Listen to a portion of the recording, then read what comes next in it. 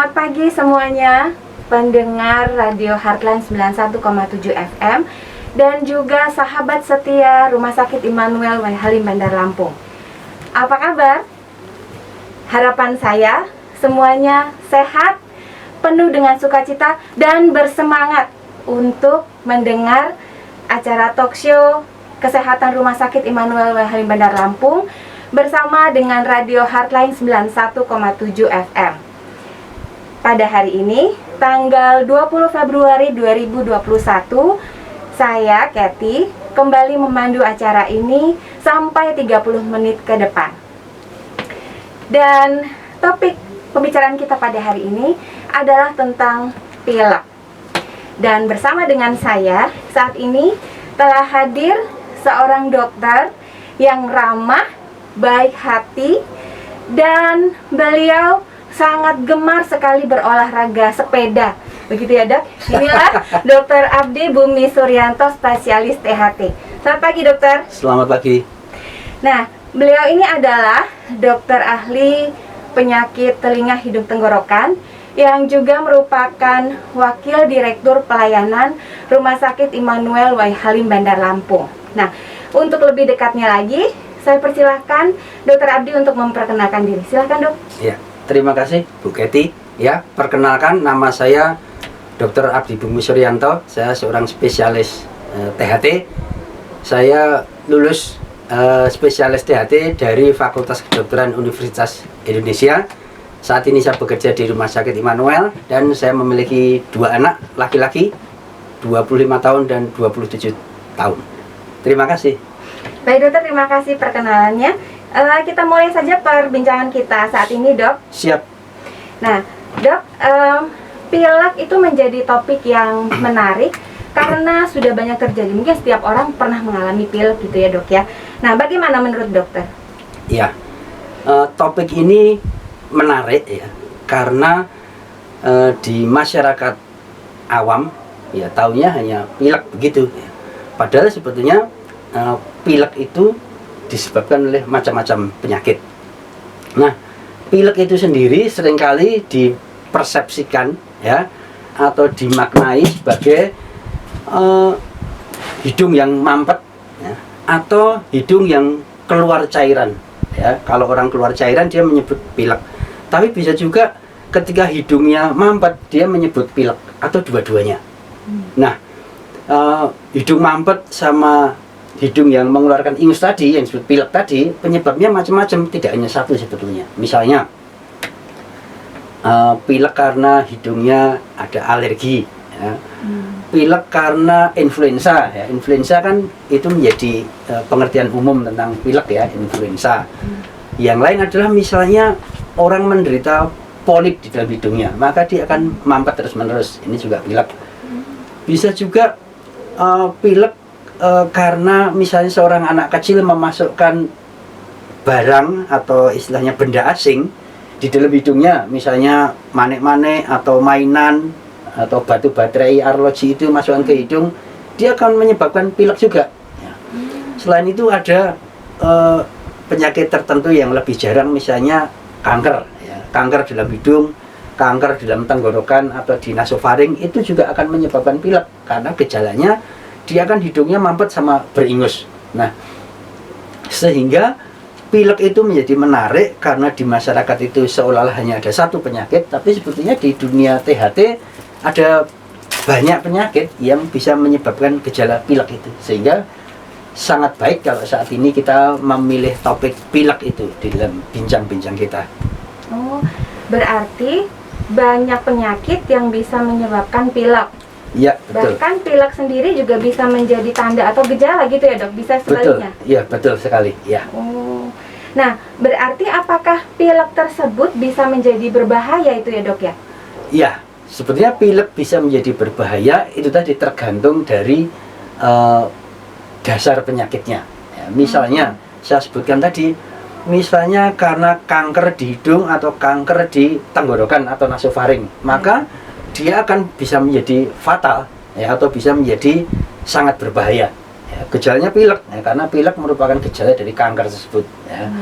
Nah, selain itu ada juga pilek yang bahaya tetapi membutuhkan waktu yang lama ya. Jadi pileknya awalnya tidak berbahaya, tapi kalau tidak diobati berlangsung dalam waktu yang sangat lama maka dia bisa menjadi berbahaya. Misalnya tadi saya sebutkan anak kecil yang memasukkan mainan ke dalam hidung ya, entah barang apa saja dimasukkan ke hidung, yaitu kalau dia diketahui dengan cepat lalu diambil ya tidak bahaya, tapi kalau dia tertinggal dalam waktu yang lama maka ini bisa berbahaya karena bisa membuat iritasi di hidung, menjadi infeksi, dan infeksi itu bisa berkembang kalau tidak diobati, itu bisa berbahaya ya, termasuk kanker tadi secara umum dia juga berbahaya kalau tidak diobati. Yang lain adalah yang menyebabkan bahaya tapi dalam waktu yang lama itu, yang lain adalah sinusitis misalnya gitu ya.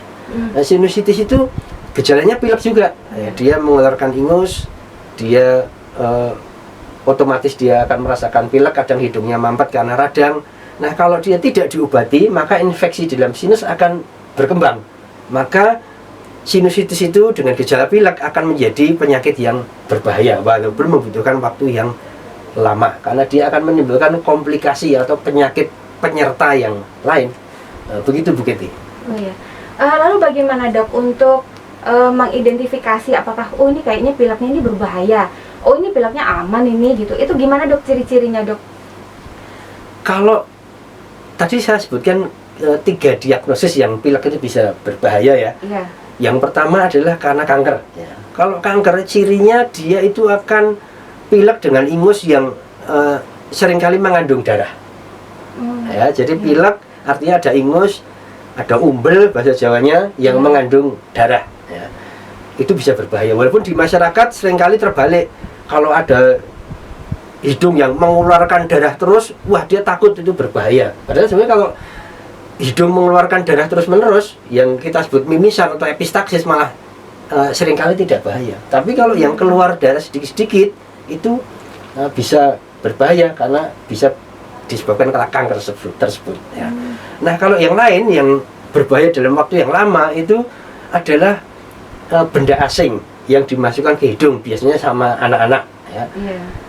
Itu gejalanya adalah pilek dengan hidung yang berbau tetapi hanya sebelah ya. Jadi sebelah kanan saja atau kiri saja, jadi pilek hanya kanan dengan bau busuk pada anak-anak. Nah itu bisa berbahaya kalau tidak ditangani, karena kalau tidak sadar, orang tidak menyadari itu, oh dikiranya pilek biasa, diobati obat pilek biasa ya, padahal barangnya itu masih ada di dalam ya, maka itu tidak akan sembuh. Karena saya pernah menemukan ada anak kecil yang pilek bau busuk di hidungnya hampir 1 tahun. Ternyata itu dia memasukkan barang ke dalam hidungnya. Nah jadi cirinya adalah pilek hanya satu sisi, berbau busuk pada anak-anak, itu bisa berbahaya ya. Kenapa saya sebutnya pada anak-anak? Karena kalau pada orang dewasa jarang. Masa ada orang dewasa memasukkan mainan ke dalam hidung, itu kan jarang ya. Nah yang lain adalah yang bisa berbahaya tapi dalam waktu lama adalah sinusitis ya. Jadi kalau sinusitis gejalanya nggak terlalu nyolok ya, dia hanya pilek dengan ingus kuning kehijauan, dia sering sakit kepala, sama dia akan membawa bau busuk ya. Kadang-kadang orang lain tidak membawa busuk, tetapi pasien itu sendiri yang membawa busuk, bahwa dia membau amis atau membau besi berkarat atau membau telur busuk. Nah itu sinusitis. Jadi itu beberapa gejala atau ciri penyakit pilek yang bisa berbahaya ya. Lalu kan ada 3 itu Dok ya ciri-cirinya gitu kita tahu. Lalu bagaimana cara mencegahnya selain dari misalkan kita tahu nih penyebabnya apa gitu, kira-kira apa Dok yang bisa kita lakukan? Ya kalau saya tadi menyebutkan 3 penyakit tadi ya, berarti kalau pada anak-anak berarti orang tua harus mengawasi anak-anak tersebut supaya dia tidak memasukkan barang ke hidungnya. Kalau pilek ya dilihat ya, kalau tadi kan khas bahwa pileknya ya satu hidung, satu lubang hidung maksudnya. Nah itu kan khas ya. Karena kalau orang influenza, orang alergi, orang pilek kan biasanya kalau influenza biasa, pilek pasti di 2 hidung, kanan sama kiri, nggak ada wah itu influenza hidung kanan, influenza hidung kiri, kan nggak ada, pasti hanya influenza flu gitu kan ya. Nah kalau ada anak kecil di satu sisi, berarti kita harus hati-hati untuk memeriksakan ke dokter ya. Nah kalau kanker, nah mencegah kanker itu memang ya agak susah ya, agak susah. Tapi secara umum biasanya yang dilakukan pencegahan itu misalnya yang paling sering dijadikan penyebab atau dalam studi-studi penelitian di kedokteran biasanya adalah merokok. Ya, merokok, alkohol, sama beberapa pengawet ya, itu bisa menyebabkan kanker. Nanti bisa dilihat di YouTube atau kita googling tentang penyebab makanan atau barang yang menyebabkan kanker yang disebut karsinogenik, itu banyak sekali ya. Tetapi untuk yang kanker tenggorokan biasanya pengawet yang digunakan pada ikan asin ya. Itu ikan asin dong? Ya, ikan asin itu bisa menyebabkan kanker tenggorokan, itu yang paling saya suka sering. Ikan asin dong. Ya, tapi itu beberapa penyebab yang diduga ya, jadi penyebab kanker. Jadi pencegahannya yaitu ya hidup sehat sama mengawasi anak-anak, begitu. Ya. Lalu kalau pilek itu sebetulnya bisa sembuh total ya, Dok? Sebetulnya kalau pilek itu tadi kan penyebabnya banyak ya. Ada yang bisa sembuh total, ada yang tidak. Ya. Yang bisa sembuh total itu pilek karena influenza. Ya, kalau influenza dia sembuh total.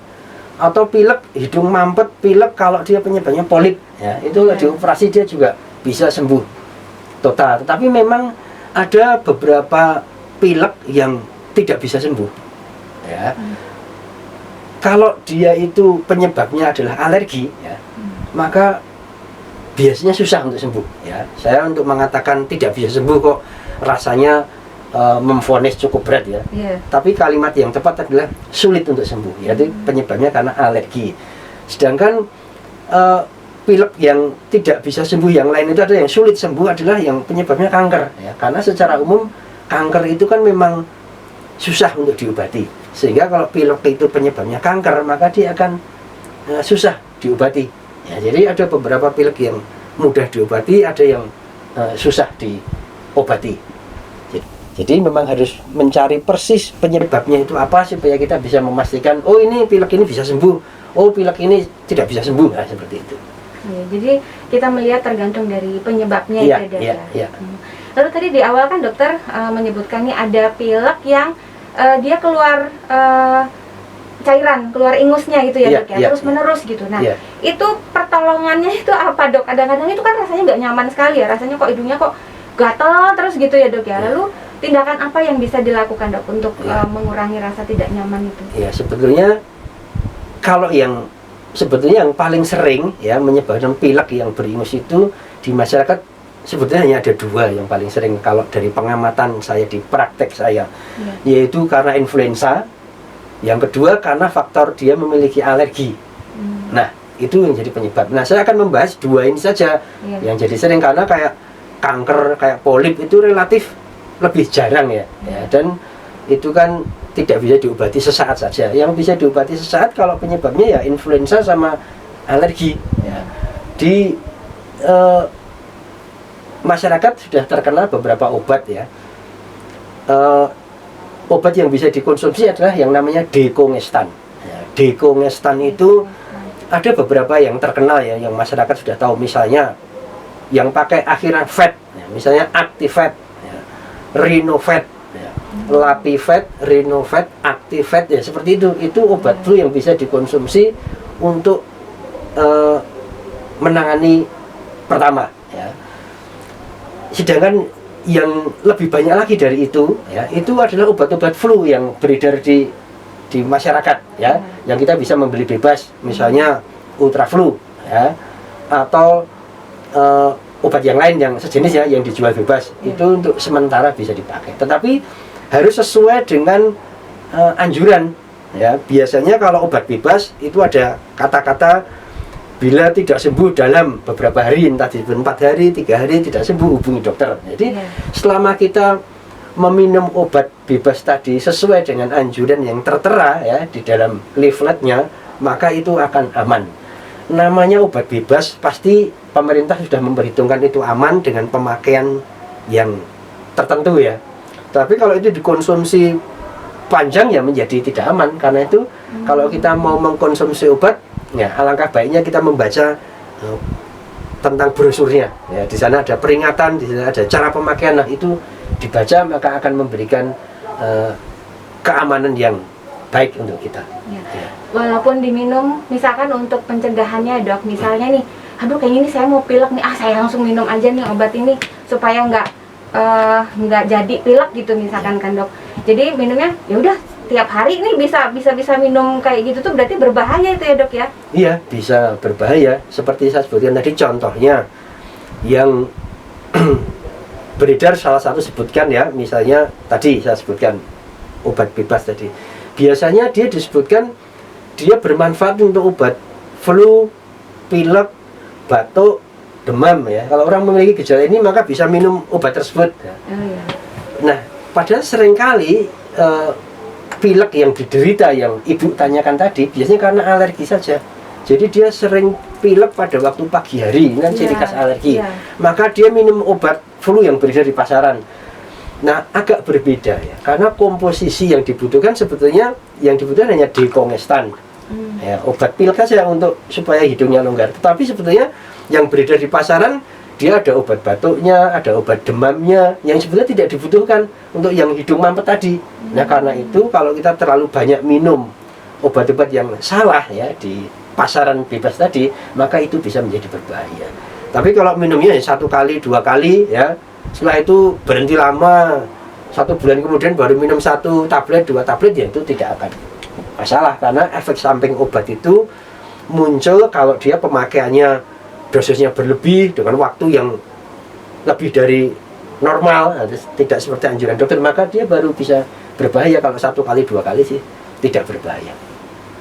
Paling aman ya memang tanya sama ahlinya ya dok ya? Iya, betul ya. Iya. Lalu kalau misalnya dia pileknya itu menyebabkan hidungnya mampet gitu dok? Ya. Nah, itu pengobatannya gimana dok? Kan sampai nggak bisa nafas itu ya dok, nggak bisa tidur sampai gitu. Itu pertolongannya gimana dok? Ya, sebetulnya yang perlu diketahui ya, bahwa kalau pilek dari sisi THT ya, itu kan hanya hidung mampet ya, sehingga nggak usah khawatir dia menyebabkan tidak bisa bernapas atau menyebabkan kekurangan oksigen. Sebetulnya tidak ya, karena sebetulnya orang itu dalam kondisi terpaksa dia bisa bernapas lewat mulut ya. Sehingga kalau hidungnya mampet itu nggak usah khawatir bahwa akan kekurangan oksigen, akan tidak bisa bernapas ya, akan sesak napas, tidak akan. Jadi hidung yang mampet tidak akan menyebabkan sesak napas karena itu tadi dia bisa bernapas lewat mulut. Jadi sebetulnya sih kedaruratan itu tidak ada dari sisi bahaya ya, hanya memang kualitasnya menjadi menurun, kualitas hidup seseorang. Karena kalau dia hidungnya mampet seperti disebutkan tadi, tidak bisa tidur contohnya, itu artinya kan kualitas hidupnya menurun. Nah, itu kondisi seperti itu ya bisa minum obat bebas yang saya sebutkan tadi, tapi itu tadi jangan setiap hari saran saya ya. Iya dok. Nah, kalau zaman dulu sih dok, kalau misalkan hidungnya mampet itu kan saya pernah dimasakkan air panas, lalu saya disuruh menghirup uapnya dan tubuhnya tuh ditutupi sama selimut atau handuk. Jadi supaya plong itu nafasnya. Nah, itu aman atau berbahaya itu dok? Ya, kalau itu aman ya, dan itu tidak berbahaya ya, dan itu memang bisa membantu ya. Di dalam kasus misalnya dia pilek karena alergi ya, maka dia bisa membantu ya, karena biasanya orang itu penyebab paling sering hidung mampet itu karena perubahan suhu ya, misalnya dari panas ke dingin. Nah, biasanya dingin ini bisa menyebabkan hidungnya mampet ya. Kalau ada penyakit lain yang mendasari, maka mampetnya akan semakin hebat ya. Kalau kita berada di ruangan yang suhunya panas ya, terus dia ada uap airnya, maka uap air ini bisa mengencerkan dahak sehingga dia bisa cepat keluar atau memudahkan dahak itu keluar atau ingus itu keluar, sehingga hidung kita akan lebih lapang. Selain itu uap air yang panas itu akan menyebabkan organ di hidung yang namanya konoka itu bisa mengecil ya, sehingga dia akan lebih lebar rongga di dalam hidung, sehingga bernapasnya akan lebih longgar, sehingga itu sebuah kearifan lokal yang cukup aman dan bisa dimanfaatkan ya, karena itu cukup aman ya, selama suhunya sesuai ya dengan kebutuhan kita. Itu kan panas banget ya, itu kan bisa berbahaya. Oke, begitu Bu. Oh ya. Lalu pengobatan di bidang THT sendiri itu bagaimana Dok tentang untuk pilek ini? Ya, kalau di bagian THT itu tadi tergantung dari penyebabnya ya. Kalau pilek karena influenza ya, kita bisa minum obat influenza ya. Terus kalau beberapa kali nggak sembuh karena kita khawatir ada infeksi yang muncul ya. Awalnya biasanya kan virus influenza ya. Biasanya virus influenza kalau tubuh kita kuat ya bisa sembuh sendiri ya. Tapi kalau beberapa hari kita tunggu nggak sembuh ya mungkin bisa ditambahkan antibiotik ya, itu kalau influenza. Tapi kalau alergi memang dia akan lebih kita perlu perhatikan, karena kalau influenza 1 minggu 2 minggu dia sembuh. Kalau alergi kan susah untuk sembuh, artinya dia bisa kambuh-kambuh, maka pengobatannya harus lebih hati-hati supaya dosis obat, lama pengobatan itu bisa dikendalikan ya. Jadi kalau dia alergi ya obat-obat anti alergi ya, tidak butuh obat antibiotik misalnya begitu ya. Nah kalau pilek karena anak kecil yang memasukkan barang ke hidung ya dia harus diambil ya. Nah kalau penyebabnya polip ya mungkin butuh operasi atau tindakan yang lain ya untuk menghilangkan polip. Kalau dia kanker biasanya ya ada kemoterapi, ada radioterapi. Jadi pengobatan pilek itu bermacam-macam tergantung penyebabnya ya. Karena itu saya mewanti-wanti pada pendengar atau yang melihat acara ini ya, kalau pilek ya usahakan mencari penyebabnya dulu, baru kita mengobati supaya pengobatannya tepat ya. Nah sekarang ini kan lagi zamannya COVID ya Dok ya. Nah biasanya kan disebutkan kalau ada gejala-gejala seperti demam, batuk, pilek gitu-gitu ya Dok ya. Nah, pilek yang seperti apa yang biasanya mengarah ke penyakit COVID itu Dok? Ya, kalau saya membaca ya tentang teori tentang COVID ya, biasanya disebutkan gejala infeksi saluran pernafasan atas ini hampir sama ya dengan pilek tadi ya. Tetapi kalau COVID ya, itu biasanya infeksi saluran nafasnya itu gejalanya adalah batuk dan demam ya. Pilek itu hampir tidak pernah disebutkan. Jadi hidung yang beringus, hidung yang mampet itu jarang disebutkan. Tetapi yang disebutkan adalah demam sama batuk ya. Tapi kalau demam memang bisa menyebabkan gejala yang lain yang menjadi rentetannya ya. Kalau orang demam kan biasanya dia akan gampang capek. Kalau demam dia badannya sakit semua. Kalau demam dia bisa mual. Kalau demam ya efek demam ini bisa menyebabkan rentetan yang lebih panjang. Tetapi khusus saluran nafas atas yang paling sering adalah batuk ya. Kalau gejala yang lain yang cukup khas adalah kehilangan indera penciuman ya. Ada pengecapan juga, tapi pengecapan kan tidak termasuk saluran nafas ya, saluran pencernakan ya. Kalau di saluran nafas biasanya hanya gangguan penciuman. Gangguan penciuman itu berupa hilangnya kemampuan untuk mencium ya, hilangnya kemampuan untuk mencium. Jadi kalau kita demam, batuk, terus kok aku nggak bisa mencium, nah itu kita perlu memastikan diagnosisnya ya. Itu kalau misalnya ini karena terkait sama COVID ya sekalian ya Dok ya.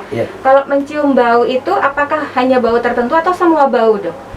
Semua bau ya, semua bau ya. Biasanya sih tidak pernah sih disebutkan apakah gangguan penciuman sebagian atau total, tapi begitu orang mengatakan penciuman saya terganggu, maka sebagai bentuk kewaspadaan biasanya akan dikejar diagnosisnya dengan pemeriksaan laboratorium ya.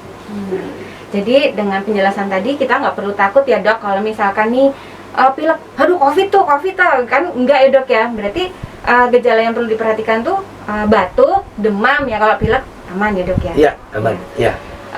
Bagaimana tips dokter untuk menghadapi pilek? Ya. Ada tips khusus nggak Dok? Ya sebenarnya secara tips khusus tidak ada, hanya menjaga kebugaran, menjaga kesehatan dengan makan makanan yang cukup, 4 sehat 5 sempurna, olahraga, itu tips ya. Yang pertama. Yang kedua adalah bahwa tadi saya sebutkan tips yang kedua adalah yang flu influenza adalah bentuk yang paling aman. Tapi flu influenza ini biasanya dia hanya 1 minggu 2 minggu dia akan sembuh. Sehingga kalau kita flu, hidung kita mampet, hidung kita meler, kita amati saja. Kalau dia lebih dari 1 minggu 2 minggu, cepat periksa ke dokter untuk memastikan penyebab dari flu tersebut. Itu tips yang paling sederhana. Vitamin juga ya dok ya? Oh, silahkan. Oh boleh ya dok? Boleh ya. Oh, vitamin C gitu boleh dok? Iya, boleh ya. Oh, ya. Lalu kalau ada yang ingin berkonsultasi dengan dokter di Rumah Sakit Immanuel itu bisa datang kapan dok? Oh ya, setiap hari dari Senin sampai Jumat dari jam 8 sampai jam 2. Tapi kalau hari Sabtu itu dari jam 8 sampai jam 12. Begitu kalau pengen periksa ke Rumah Sakit Immanuel. Ya, tiap hari ya dok ya berarti ya, kecuali hari Minggu ya dok Ya, ya? kecuali Yang tanggal hari merah. libur. Ya. Oh, iya. Tapi jangan lupa untuk mendaftar lebih dulu ya, pendengar yang setia. Atau kalau misalkan takut untuk kehabisan kuota, itu bisa booking antrian di mesin pendaftaran langsung atau melalui aplikasi RSIM Mobile, yaitu Rumah Sakit Immanuel Halim Bandar Lampung. Syarat dan ketentuan berlaku. Baiklah pendengar semuanya, sangat menarik perbincangan kita pada pagi hari ini dan kita sudah sampai di penghujung acara. Semoga perbincangan kita pada pagi hari ini dapat bermanfaat bagi kita semua. Dan apabila ada pendengar yang terlambat mendengarkan talk show ini, bisa mengikuti dan melihat dari channel YouTube Heartline 91,7 FM Lampung. Jangan lupa untuk tetap melaksanakan 3M. Selalu menjaga jarak, selalu mencuci tangan, dan selalu memakai masker. Saya Kathy dan Dr. Abdi mohon undur diri. Rumah Sakit Immanuel mengasihi semua, melayani semua. Sampai jumpa lagi.